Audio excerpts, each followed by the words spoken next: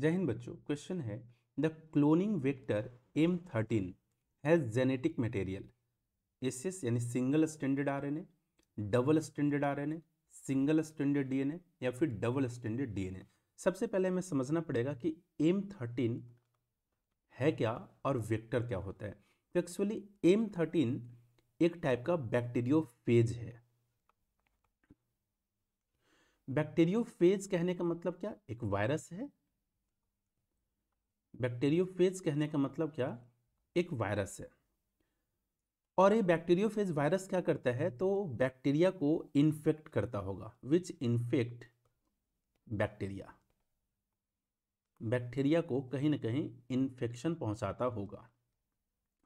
अब ये जो M13 बैक्टीरियोफेज है, इसका जो जेनेटिक मटेरियल है ये सिंगल स्ट्रैंडेड डीएनए होता है।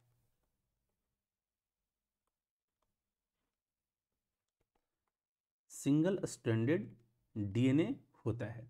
लेकिन इस सिंगल स्ट्रैंडेड डीएनए को जो बाहर से प्रोटेक्ट करने वाला स्ट्रक्चर है, इस स्ट्रक्चर को हम लोग बोलते हैं न्यूक्लियोकैप्सिड, यानी एक तरीके से प्रोटीनेशियस स्ट्रक्चर,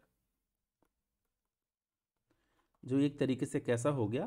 प्रोटीन का बना हुआ स्ट्रक्चर हो गया। और इस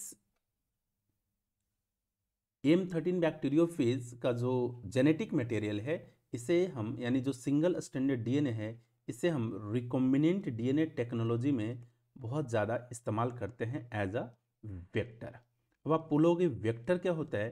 तो वेक्टर एक ऐसा डीएनए मॉलिक्यूल है जो कैरियर की तरह काम करता है, जो व्हीकल की तरह काम करता है। यानी जो फॉरेन डीएनए है, जो एलियन डीएनए है, उस एलियन डीएनए को उस एलियन डीएनए को उस एलियन डीएनए को ट्रांसपोर्ट करने का जिम्मेदारी प्ले करता है। अगर वेक्टर के कैरेक्टरिस्टिक फीचर्स की बात करें तो इसके पास ओरी साइट होता है, यानी ओरिजिन ऑफ रेप्लिकेशन साइट होता है। इसके पास सेलेक्टेबल मार्कर होता है।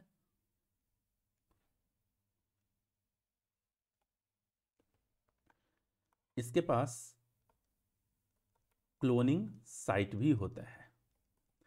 ये तीन बेसिक फीचर हैं फॉर आइडियल वेक्टर।